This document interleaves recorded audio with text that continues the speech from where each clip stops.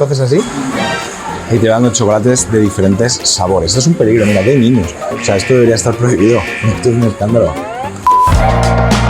Estimados viajeros, bienvenidos. Estando en Suiza nos salimos de la ruta y visitamos 2 países más.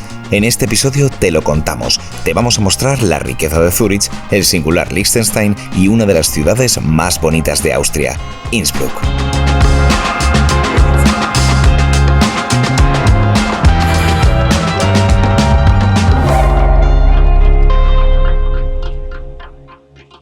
Ahora mismo estoy caminando por Bahnhofstraße, una de las calles más importantes de Zúrich. Queremos ver esta ciudad, no tenemos demasiado tiempo, pero hay unas cosas que son espectaculares y esta ciudad hay que conocerla. Principalmente porque es el motor económico del país, de Suiza. Tiene aproximadamente unos 400.000, 450.000 habitantes y no deja de ser la ciudad más grande. Aquí están todas las sedes de los bancos. La zona metropolitana es un poco más amplia, pero bueno, este digamos es el corazón económico de Suiza. Zúrich es un lugar vibrante. Por un lado es un centro tecnológico y financiero internacional.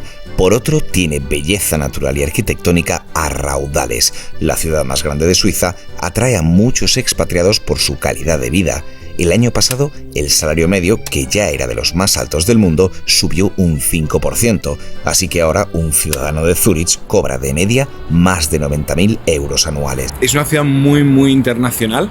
No es nada raro, por supuesto, teniendo en cuenta lo rica que es. Me recuerda un poco a Edimburgo, que tiene como también 500.000, no tiene ese área interurbana tan grande, pero la mitad de la población es extranjera. Aproximadamente el 20% de los habitantes son de origen alemán y luego ya hay mucha gente de distintos países de la antigua Yugoslavia, italianos y también españoles, creo que hasta un 1% de la población. Una de las razones por las que Zúrich es tan rico es por el sistema de impuestos especiales que tiene. Así que eso atrae a muchísimas empresas y muchas sedes de grandes corporaciones europeas están aquí. Por supuesto también está el tema de la educación, la puntualidad y la mentalidad que tienen aquí para los negocios. La Bahnhofstraße es como la milla de oro de esta ciudad. Aquí tenemos todas las grandes tiendas, Prada, Gucci, Chanel, así que si queréis ir de compras caras, este es el sitio. Suiza no solo es uno de los países con mejor chocolate, además es el país donde más consumo de chocolate hay, 11 kilos al año. Yo creo que estoy por ahí, más o menos, pero luego vamos a conocer mejor cómo hacen el chocolate en un sitio muy especial.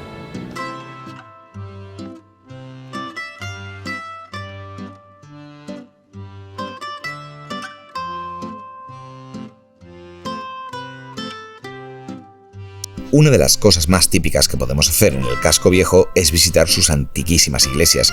Además de su historia, ir siguiendo los campanarios es una buena manera de no perderse por los recovecos del Altstadt. Esta de aquí es la iglesia de San Pedro, una de las 4 más importantes de la ciudad. Y aunque pueda parecer relativamente moderna, en realidad esto es un lugar de culto desde hace no solo siglos, sino milenios, porque aquí estaba el fuerte romano con el que empieza Zúrich. Después ya en el año 1000 se hace una iglesia románica y un poquito más tarde pues empieza una gótica y como siempre se van montando unas encima de otras. Al final, más o menos en el siglo XVIII ya queda configurada la iglesia que vemos ahora mismo. Vamos a intentar entrar y a ver qué tal es.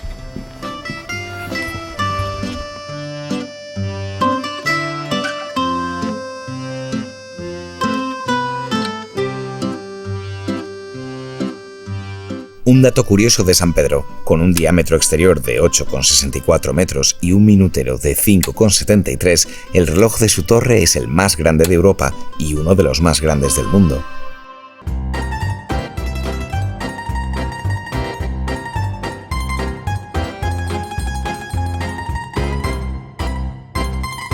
Qué ganas tenía de ver otro mercadillo de Navidad. Este de aquí, en el centro histórico de Zúrich, es increíble, es súper bonito, pero además es que está en un marco incomparable, porque ahí arriba podemos ver la iglesia de la abadía, que se llama algo así como Fraumünster, supongo que lo pronuncio fatal, y vamos a verla. Es una iglesia que empezó su construcción en el siglo IX como una abadía, ahora los edificios del convento ya no existen, pero sigue siendo una de las iglesias más importantes de aquí de Zúrich. La abadía en la que se ubicaba la iglesia tiene una historia singular. Luis el Germánico, nieto de Carlomagno, la fundó en el 853 para que la dirigiera su hija Hildegard. Además, le otorgó poderes especiales, por los que la nueva abadesa solo respondía ante el emperador y podía celebrar mercados, cobrar peajes y acuñar moneda. Esto la convirtió en la máxima dirigente de la ciudad y en una de las mujeres más poderosas de la Edad Media.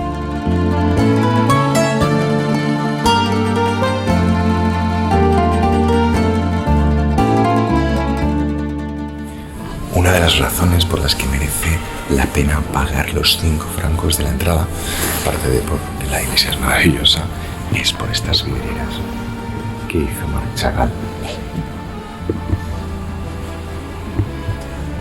Y ahora nos adentramos en la cripta.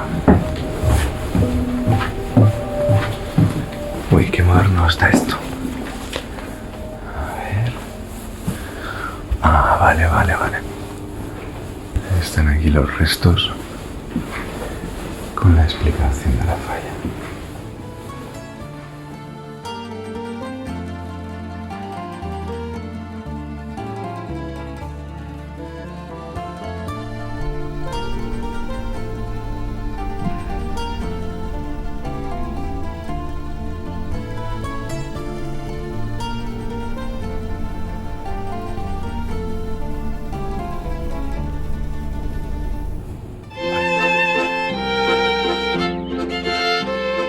El río Limmat cruza Zúrich dividiéndola en 2 partes casi del mismo tamaño. En sus orillas hay fuentes, paseos y un edificio muy curioso, el antiguo ayuntamiento, que está literalmente construido sobre el río. Este palacete del siglo XVII es sede del Consejo del Cantón de Zúrich y parece que los miembros de esta institución quieren mudarse a otra parte desde hace años, imagino que por la humedad.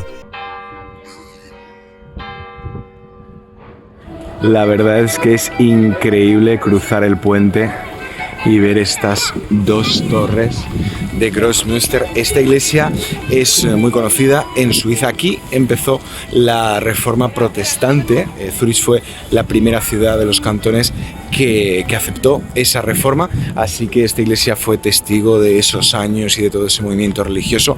La verdad es que en general Suiza y Zúrich pues tienen mucho de historia religiosa. Aquí, por ejemplo, nacieron los movimientos anabaptistas también.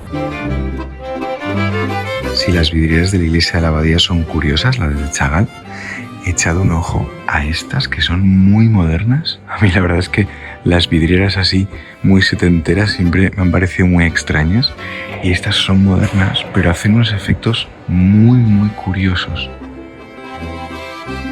Después de visitar esta iglesia se queda uno pensando en cómo se las apañaron regiones tan distintas entre sí para crear un país tan increíble. La formación de Suiza se remonta al 1291, cuando los cantones de Uri, Schwyz y Unterwalden firmaron un acuerdo para formar una alianza defensiva, la Liga de los Tres Caballeros. Poco a poco se fueron uniendo otras regiones a la Confederación. No siempre fue una unión pacífica. Lo curioso es que durante las guerras de religión en Europa, a pesar de las tensiones entre los cantones por unirse o no a las tesis protestantes, Suiza permaneció como un oasis de relativa paz dentro de Europa.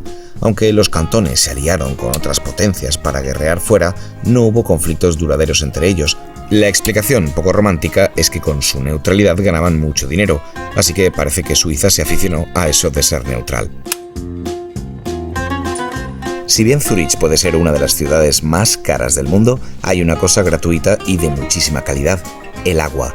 Suiza es conocida por sus fuentes de agua, pero en Zúrich hay unas 1200, algunas verdaderas obras de arte. No es extraño ver a locales y turistas rellenando botellas con su agua. Después de tantos monumentos e historia, necesitábamos azúcar para el cerebro, así que condujimos un cuarto de hora hasta Kilchberg, donde hay un museo muy especial. Y señores, esto de aquí es una fuente de chocolate que todos los días echa 1,5 toneladas de chocolate Linden and Sprungli. Esto no es publicidad, es que estamos en el museo de Lindt, aquí cerquita de Zúrich. Vamos a ver cómo se hace el chocolate, vamos a comer un montón y si es que esto es mi sueño. El Lindt Home of Chocolate es un espacio que abrió hace un par de años y ya ha recibido cientos de miles de visitantes. Lo compone un museo interactivo, un bar chocolatería y una tienda. En total, 1.500 metros cuadrados de diseño modernísimo y mucho chocolate. La fuente es la joya del museo. Tiene 9 metros en total y representa la máquina batidora con la que el fundador de Lindt creó su receta original. Creo que en unos años se va a convertir en el punto más fotografiado de Suiza.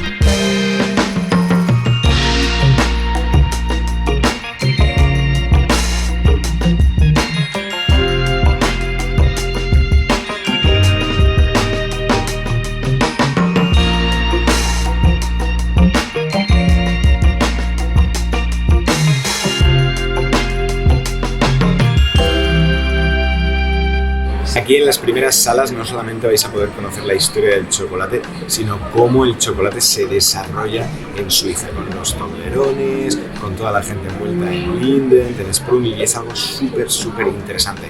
Y además vais a ver vaquitas, mapas de Suiza e imágenes idílicas. En el museo tuvimos la oportunidad de conocer mucho sobre el dulce favorito del país, desde sus orígenes aztecas hasta la creación de las chocolateras suizas. Es muy didáctico, presentaciones, dioramas, maquetas y lo mejor, degustaciones sin límite. Me veo el chocolate de mi bro. Siempre. Y esta es la máquina del peligro, esto es lo peor del mundo. O sea, hay unas decenas de sabores, tú haces así y te van dando chocolates de diferentes sabores. Esto es un peligro, mira, que hay niños. O sea, esto debería estar prohibido. Esto es un escándalo. Vamos a verlo.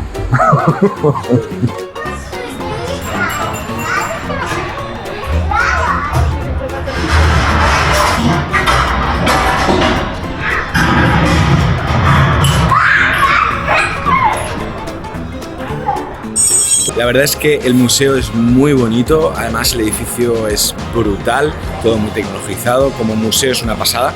Tiene 2 años el museo y se nota, es increíble, y aparte la pasta que hay invertida. La verdad es que merece mucho la pena. Si te interesa el chocolate y vienes a Zurich, tienes que pasar por él, es un poco carito, pero bueno, te vas a atiborrar, eso es seguro.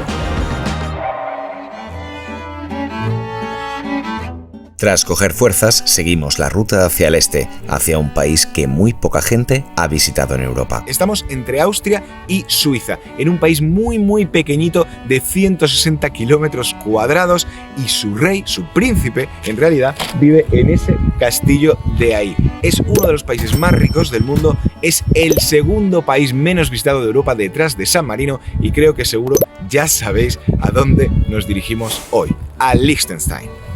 Este país recibe algo menos de 100.000 visitantes al año, más del doble de su población total.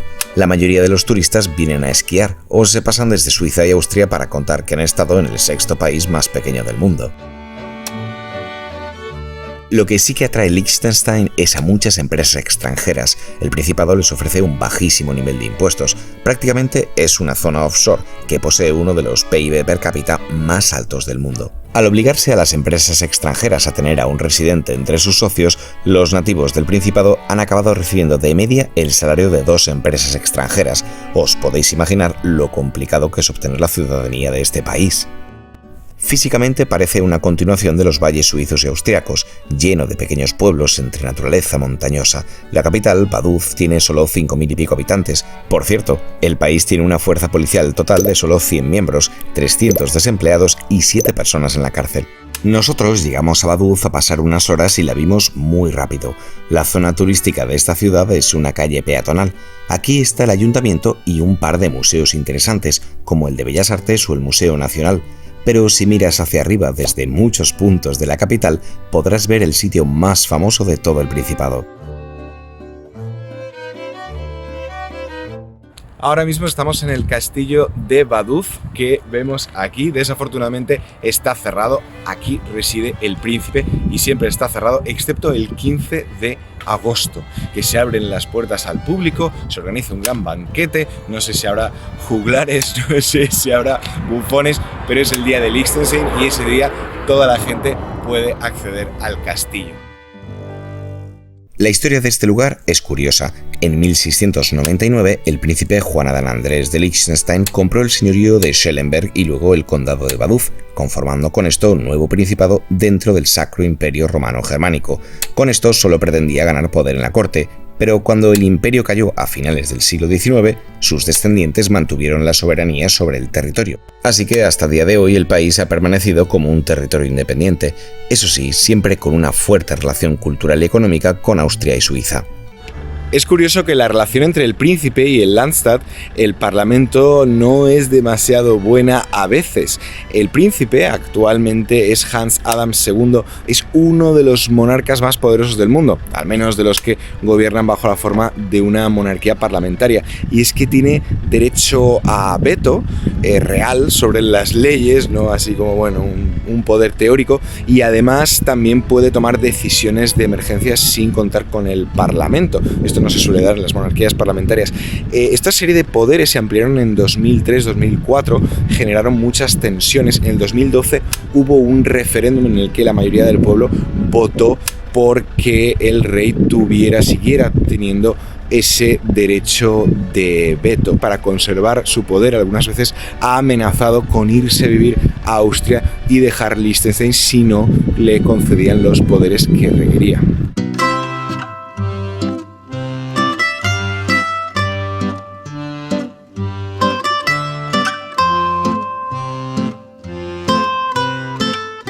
Tras dejar este curioso país, continuamos 170 kilómetros hacia el este, hasta los Alpes austriacos. Allí está Innsbruck, una ciudad bendecida con increíbles vistas, aire fresco y una arquitectura bellísima.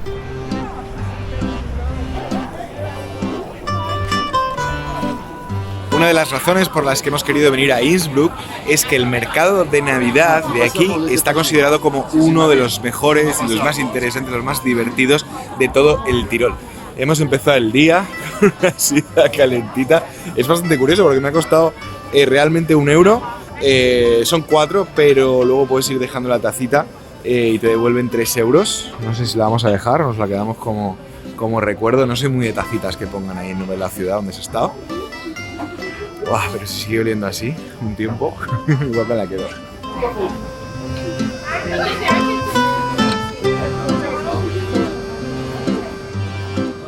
Innsbruck es la quinta ciudad más grande de Austria. Con una población de unos 130.000 habitantes, tiene el tamaño perfecto para pasearla en una tarde. Además, es famosa por su atmósfera alegre, y es que los tiroleses son conocidos por su simpatía.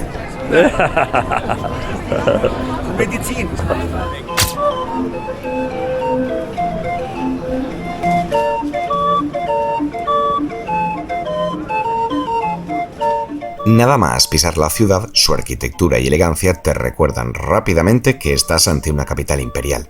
Maximiliano I de Habsburgo, emperador del Sacro Imperio, fue uno de los gobernantes más importantes de la historia de Europa, y su corte en Innsbruck se convirtió en un centro cultural de gran influencia y en una de las cunas del Estado moderno. Ahora mismo estamos caminando por Herzog Friedrich, también una calle súper bonita. Y aquí está este tejado dorado o de oro, uno de los monumentos más fotografiados, más típicos de la ciudad. Es de 1493 y tiene aproximadamente unos 2.750 cerámicas o losas hechas en cobre dorado. Y bueno, fue una especie de construcción que hizo Maximiliano I para la celebración de su boda con Bianca di Sforza, y como veis está todo lleno de turistas. Y esto que tenemos aquí es la Hofkirche, o la iglesia de la corte, uno de los monumentos más famosos de Innsbruck. Es una iglesia gótica de mediados o principios del siglo XVI aproximadamente, que se construyó para albergar los restos del emperador Maximiliano, y la construyó su nieto Fernando. Vamos a verla. La fachada es muy bonita, pero la importancia está en el interior, donde se encuentra el cenotafio de Maximiliano I. Por cierto, un cenotafio es un monumento funerario en el que no están los restos físicos, sino que es una especie de homenaje simbólico. Este es impactante. El sarcófago está situado en el centro de la iglesia y junto a él está la escultura del emperador, de rodillas. A su alrededor hay 28 estatuas y representan a soberanos europeos del siglo XVI, como por ejemplo Fernando el Católico y su hija Juana la Loca. Si vienes a Innsbruck, te recomendamos también dedicarle tiempo a perderte por las calles, porque no pararás de encontrarte rincones increíbles. Eso sí, si viajas en invierno o primavera, llévate el chubasquero.